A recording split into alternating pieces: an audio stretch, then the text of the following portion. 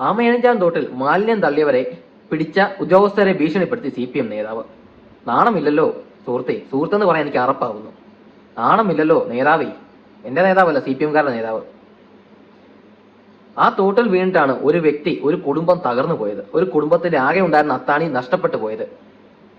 ഇതുപോലെ ഓരോ ആളുകൾ കൊണ്ടുവന്നിട്ട മാലിന്യങ്ങൾ കൊണ്ട് നിറഞ്ഞ് ടണ്ണ് കണക്കിന് മാലിന്യങ്ങൾ ആ തോട്ടിൽ വീണ ഒരു വ്യക്തിയെ കണ്ടെത്താൻ മാത്രം ബുദ്ധിമുട്ടുള്ള രീതിയിൽ അവിടെ മാലിന്യങ്ങൾ നിറഞ്ഞു വന്നിട്ട് കൂടി വീണ്ടും ആ തോട്ടിൽ മാലിന്യം തള്ളിയവരുടെ മനസ്സ് എത്ര കഠിനമായിരിക്കും.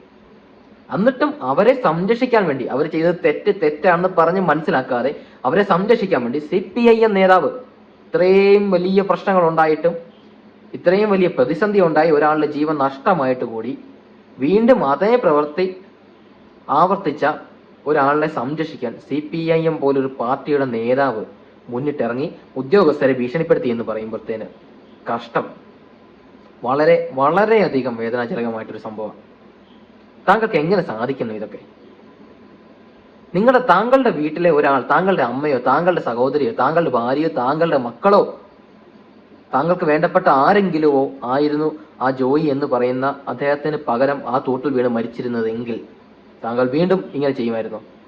താങ്കൾ വീണ്ടും ഇതുപോലെ മാലിന്യം ആ തോട്ടിൽ തന്നെ തള്ളാൻ വന്നിരുന്നവരെ അവർക്കെതിരെ നടപടിയെടുത്ത ഉദ്യോഗസ്ഥരെ ഭീഷണിപ്പെടുത്തുമായിരുന്നു? സ്വയം ചിന്തിക്കുക. താങ്കൾ ചെയ്തത് തെറ്റായിരുന്നു എന്ന് മനസ്സിലാക്കുക. ഇനിയും ഇത്തരത്തിലുള്ള തെറ്റ് ചെയ്തവരെ അവർക്ക് വേണ്ടി താങ്കൾ സംസാരിക്കാൻ പോവാതിരിക്കുക. അവരെ പറഞ്ഞ് ബോധവാന്മാരാക്കുക. കഷ്ടമെന്നല്ലാണ്ട് ഒന്നും പറയാനില്ല. താങ്കളുടെ വീട്ടിലെ ഒരാൾക്കായിരുന്നു ഈ അവസ്ഥ വന്നിരുന്നെങ്കിൽ താങ്കൾ ഇങ്ങനെ ചെയ്യുമായിരുന്നു എന്ന് മാത്രം ഒന്ന് ആലോചിക്കുക. വീണ്ടും പുനർവിചിന്തനം ചെയ്യുക. അത്രമാത്രം പറയുന്നു.